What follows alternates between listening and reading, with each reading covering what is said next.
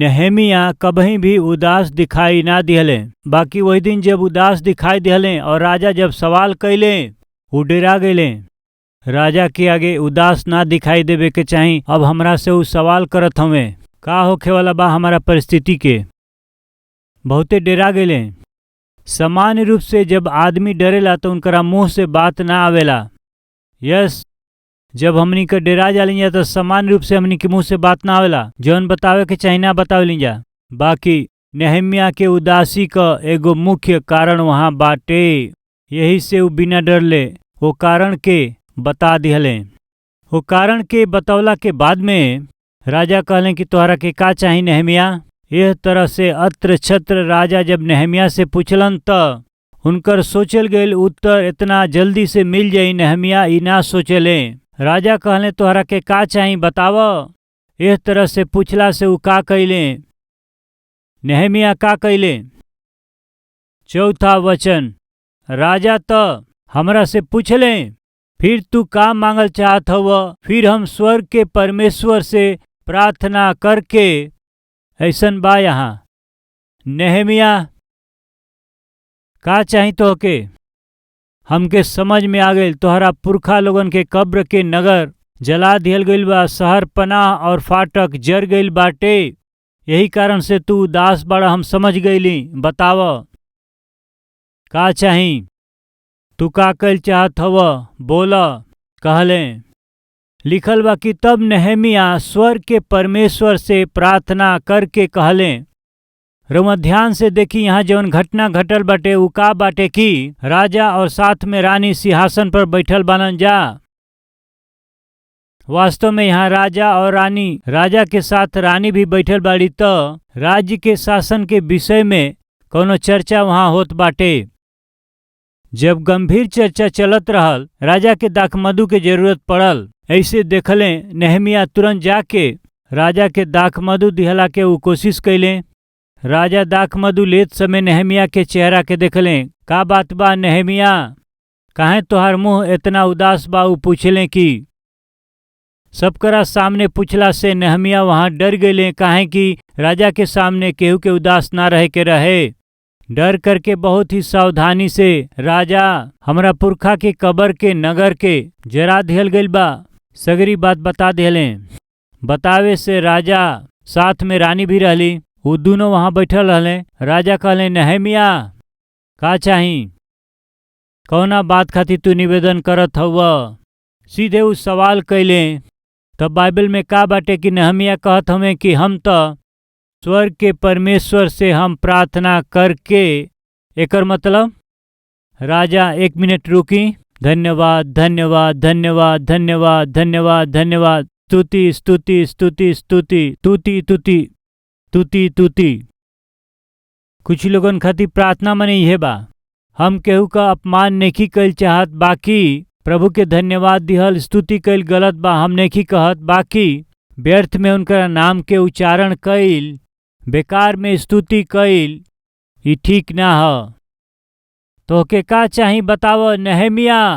कहला से अपना मन में ही वो नेहेमिया प्रार्थना कैले, हे प्रभु हमरा के का मांगे के बाटे रउआ बता देई।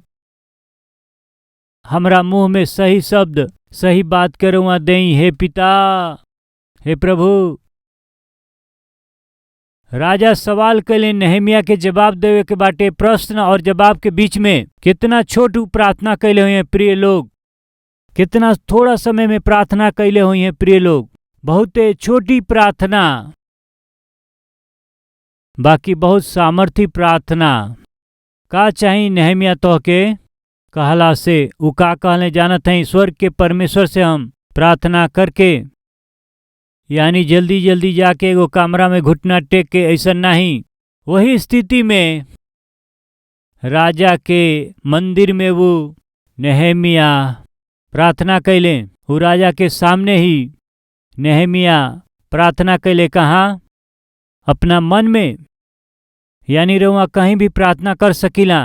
नौकरी कैला के स्थान में मन में प्रार्थना करके नौकरी रउआ कर सकीला। भोजन बनावत रउआ प्रार्थना कर सकीला।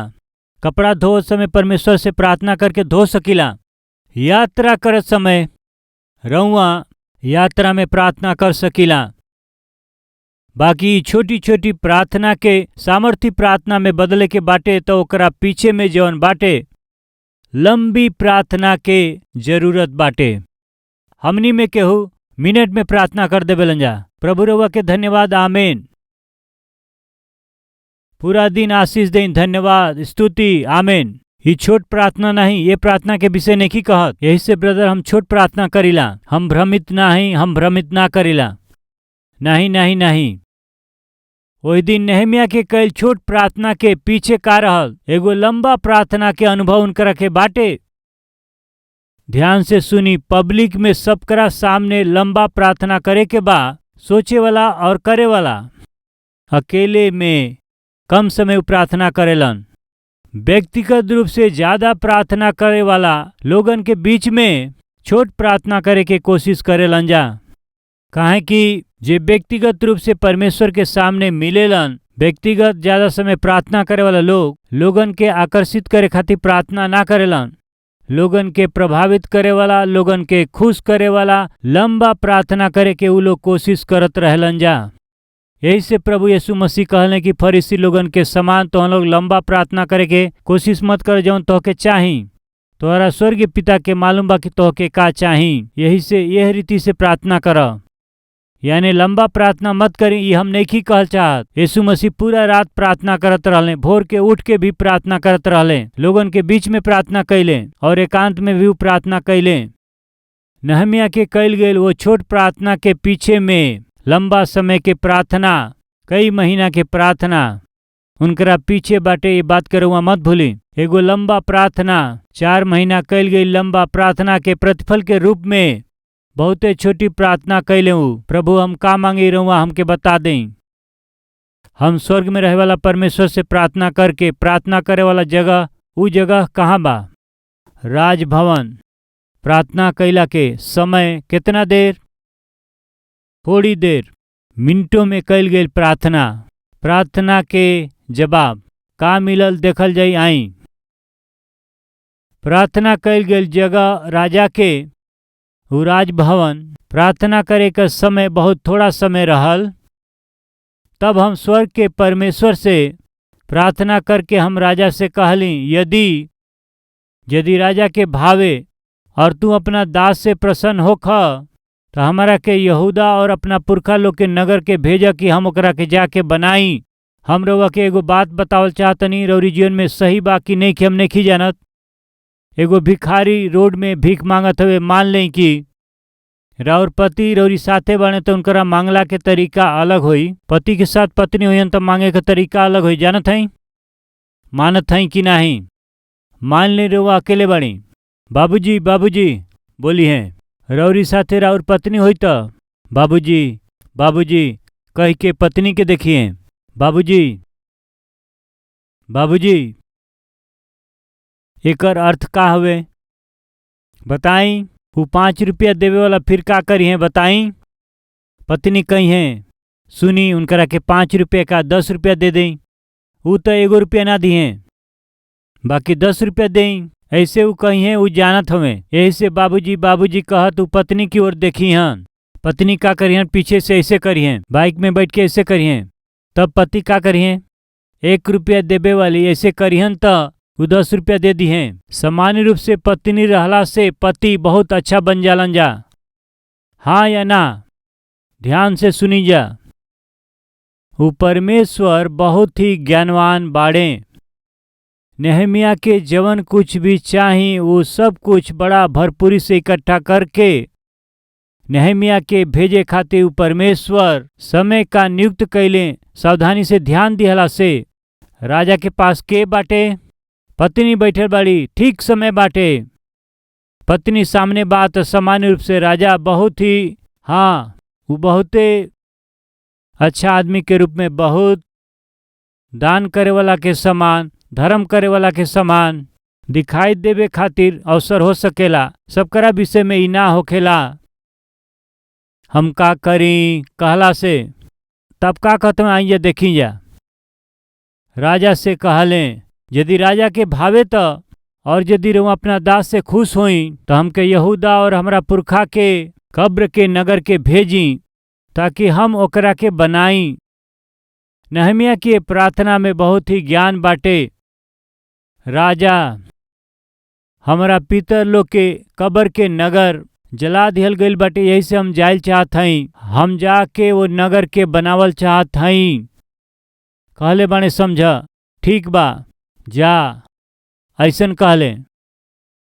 ऐसन कहला में कोनो गलती बा बोले के? ध्यान से सुनी राजा। नहमिया से पूछले समझी। राजा, हमरा पितर लोग के कब्र के नगर जरा दिहल गईल बाटे। हम वहाँ जा करके रउआ आज्ञा देव तो हम जाके वहाँ बनाई। कहले समझा, जा जा कहतन। ऐसे उन्हें खन मांगत का कहत हमें देखी। तू हमरा के यहूदा और हमारा पुरखा लोग के कब्र के नगर के भेज द ताकि ओकरा के हम जाके बनाई। विनती करत हई राजा, तू हमरा के भेजला से ओ नगर के फिर से बनावे खातिर रउआ हमरा के भेजब त हम जाए भे राजा। अब ओ नगर के बनावे खातिर राजा यदि हमके भेजे तो निर्माण खातिर वस्तु के केकरा के देवे के बा। कितना ज्ञानी बड़े प्रिय लोग। कई बार हमार बच्चा आके डैडी कपड़ा खरीदब कहेलन, ठीक बा जाए कहिला। ठीक है जाए कहला से हम कहाँ जाए? कपड़ा खरीदे कहला ना जाके खरीदा। पैसा ना देब तो हम कैसे खरीद पाई? तब का पूछे के चाही डैडी, हम कपड़ा खरीदल चाहत हई। हाँ जाई का? अब जाए कहब त का होई? पैसा देवे के पड़ी। डैडी हम कपड़ा खरीदब। खरीद ल। समझ में आइल?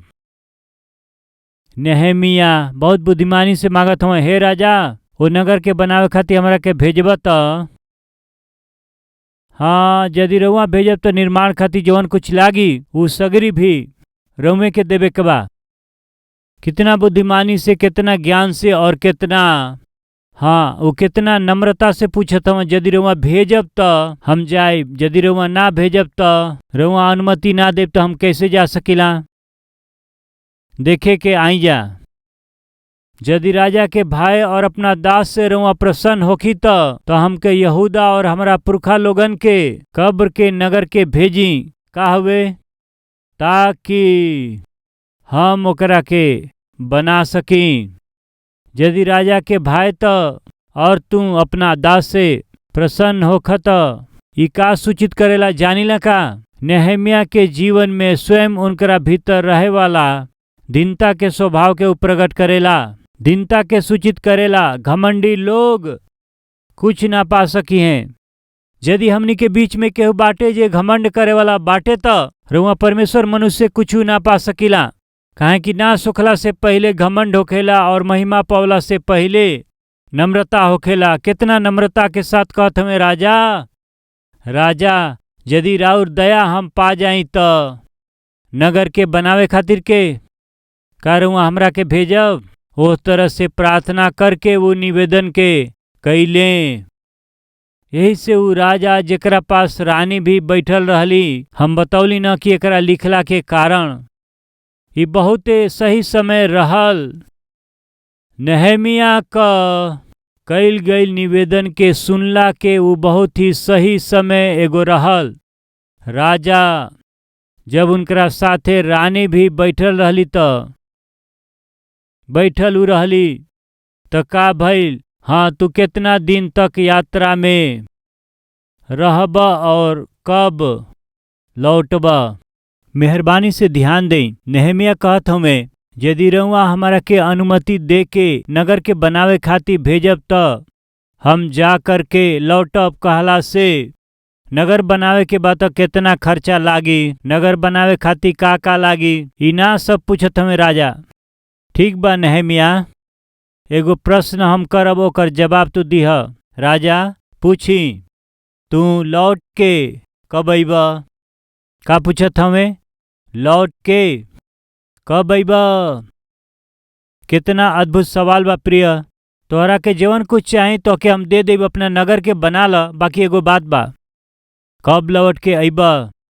कारण जानत हई नहमिया यहाँ तक राजा के खुश कैले, उनके दिहल गई जिम्मेदारी के पूरा कैले में काहे न हो। राजा के विषय में विश्वास योग्य व्यक्ति खड़ा रहला के विषय काहे न होखे। नेहमिया राजा के मन के जीत लिहले। हाँ, तोहरा के भेजे बाकी। नेहमिया फिर कब अइब बताव तू।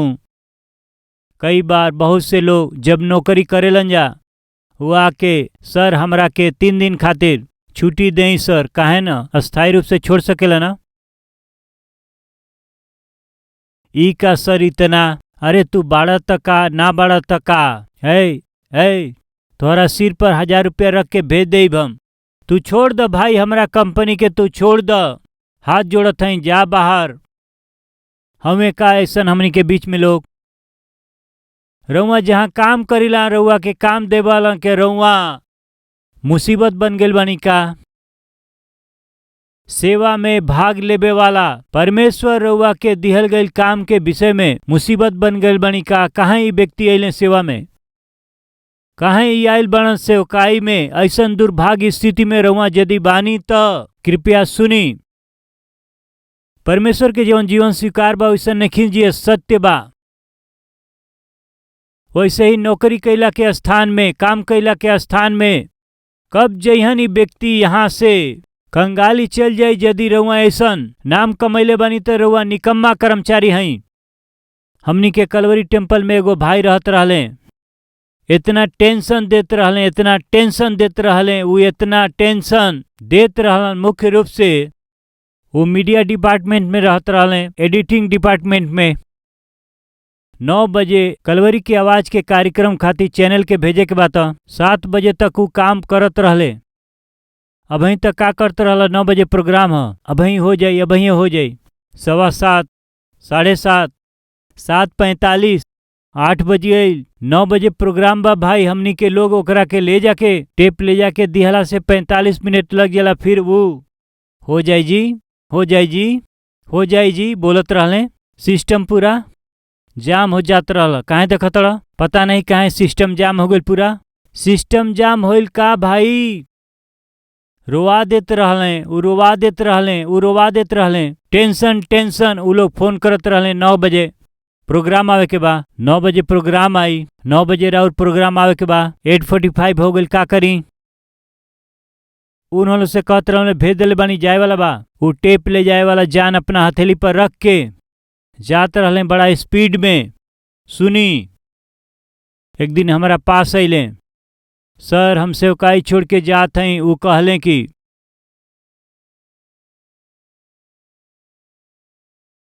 हमरा दिल के कितना शांति मिलल जानत है का। बहुत अच्छा बात बाटे भाई। हमार उद्देश्य का हवे कि अपना ही हाथ से केहू के सस्पेंड कर दिहल, केहू के हटा दिहल, केहू के निकाल दिहल बिल्कुल पसंद ना करीला। जैसे ही उ जाए के कहले त हमरा सिर के ऊपर जवन पहाड़ रहल उ पहाड़ एक ही बार में हट गए। प्रिय लोग सुनी, मित्र लोग, वो व्यक्ति के जैला के बाद में वो डिपार्टमेंट बहुत शांत हो गई और ओकरा से बढ़ के हम बहुत शांति में रहली।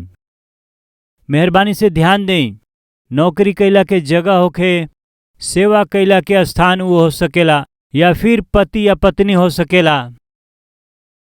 मेहरबानी से सुनी, सजा के रूप में मत रही। नेहमिया हमके अनुमति देब तो हम जा करके लौट आइब। राजा कहत हमें कब लौटबा ई हमके पहले बताव। आज हमनी के बीच में कितना लोग नेहमिया के परिस्थिति में बाटे, अपना आप के जांच ले। राउर पत्नी यदि मायके जाए वो कहियन त कब अइबू, मायके जाए कहला से कब अइबू। 1 हफ्ता में आइब। 1 हफ्ता जरूरी बाटे का, 3 दिन में आ सकेलू न। कहलन का निकम्मी 1 हफ्ता में आ जाए। फिर कहतिया 1 महीना रह सकेलू न वहाँ। हंसे वाली बहन लोग, एक बार विचार करिंजा। नौकरी के विषय में हम कैंप जात हई, पापी व्यक्ति वहीं मरला से अच्छा हुई। कैंप जाए वाला व्यक्ति सीधे सीधे ऊपर चल जाए तो अच्छा बा, वापस आके हमनी के नरक दिखाई है। हम पूछत हई कैसन बा हमनी के जीवन। सजा के रूप में ना होके के चाहिए भाई और बहन लोग।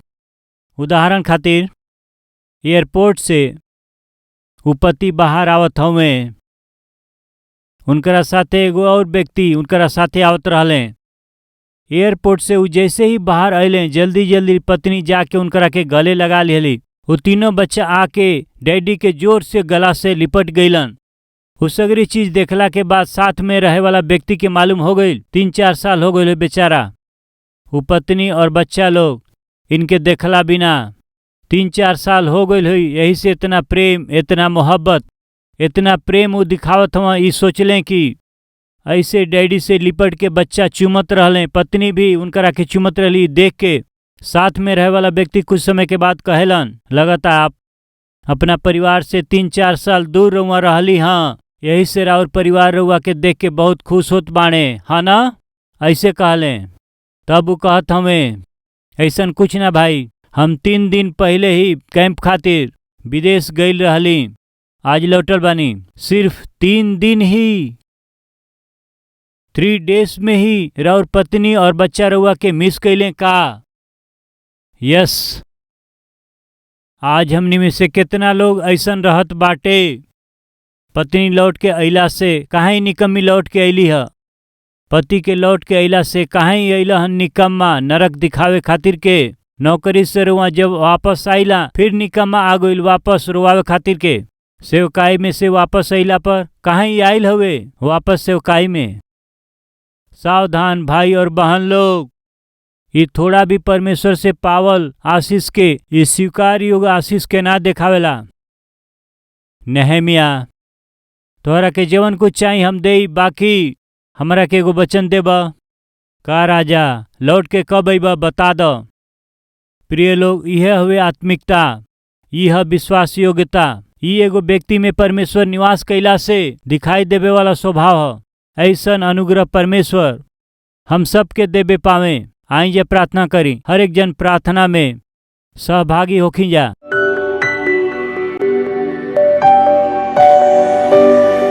महापवित्र प्रेमी परमेश्वर पिता, हमनी से सीधा और साफ रीति से बात कैला खातिर और धन्यवाद।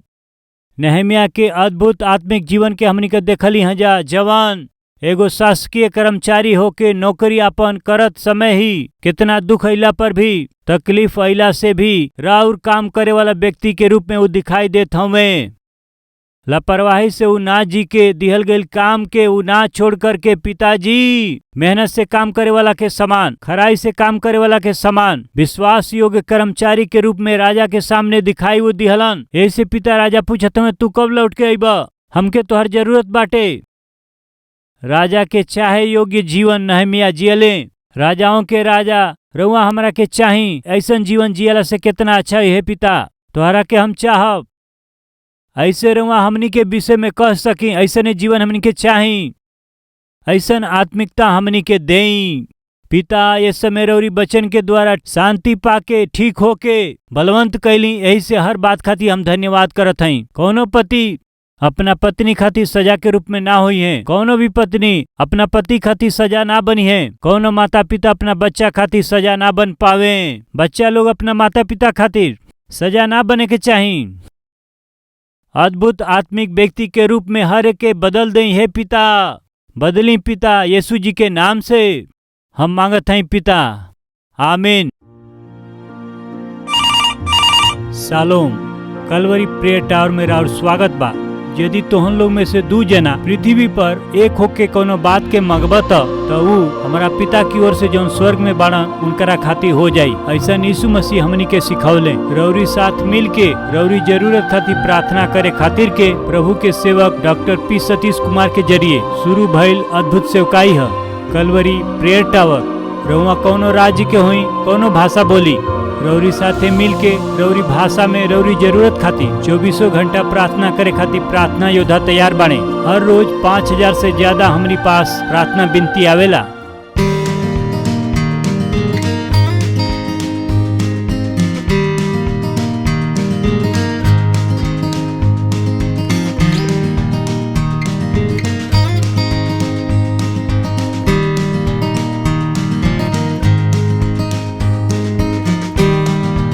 प्रभु के सेवक प्रार्थना करेलन, प्रार्थना योद्धा प्रार्थना करेलन, पूरा कलीसिया मिल के प्रार्थना करेले। प्रभु अद्भुत काम करत हवे।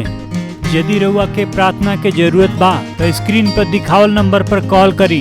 हमहन के प्रार्थना योद्धा के साथ मिल के प्रार्थना करी और प्रभु से जवाब पाई।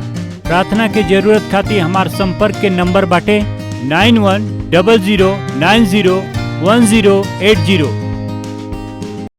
आज कलवरी के आवाज के कई करोड़ लोग देखेलन, खाली हिंदी में नहीं, तमिलनाडु वाले तमिल में, कर्नाटका वाला कन्नड़ में, केरला वाला मलयालम में, उड़ीसा वाला उड़िया में, महाराष्ट्र वाला मराठी में, पश्चिम बंगाल वाला बंगाली में, पंजाब वाला पंजाबी में, यूपी बिहार भोजपुरी में, तेलंगाना आंध्रा वाला तेलुगु में, उर्दू भाषा में, पाकिस्तान, जम्मू कश्मीर, अफगानिस्तान, गल्फ देश वाला, गुजराती, आसामी, नेपाली, इंग्लिश में, ऐसे भारत के हर एक मुख्य भाषा में प्रभु यीशु मसीह के उद्धार के सुसमाचार के प्रचार करे वाला सबसे पहला आराधनालय कलवरी टेम्पल हवे।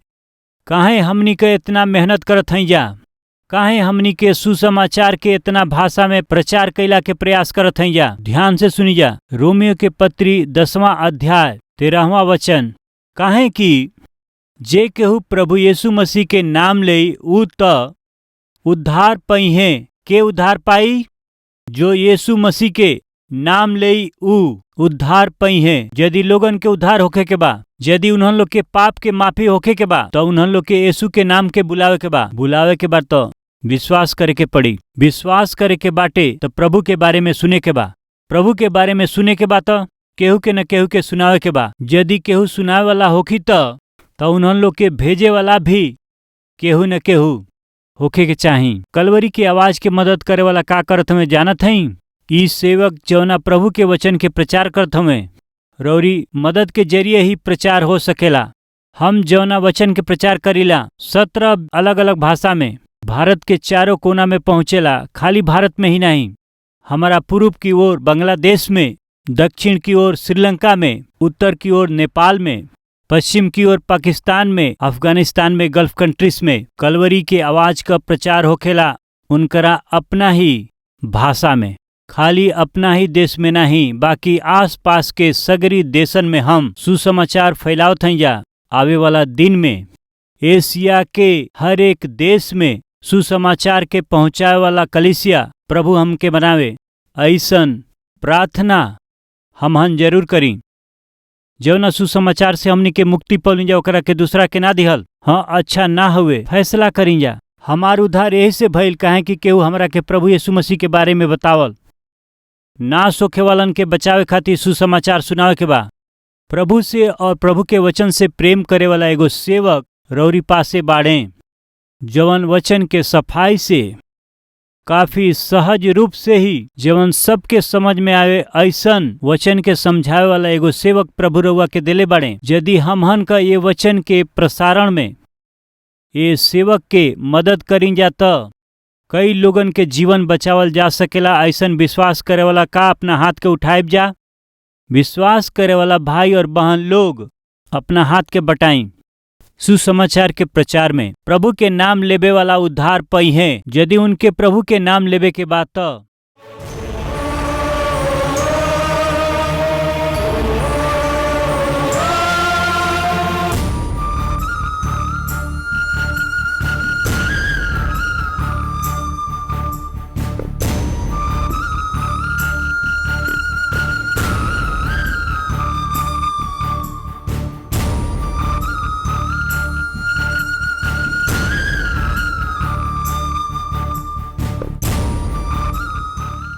हमार पता बा Calvary, post box number 30, Kukatpally, Hyderabad 72।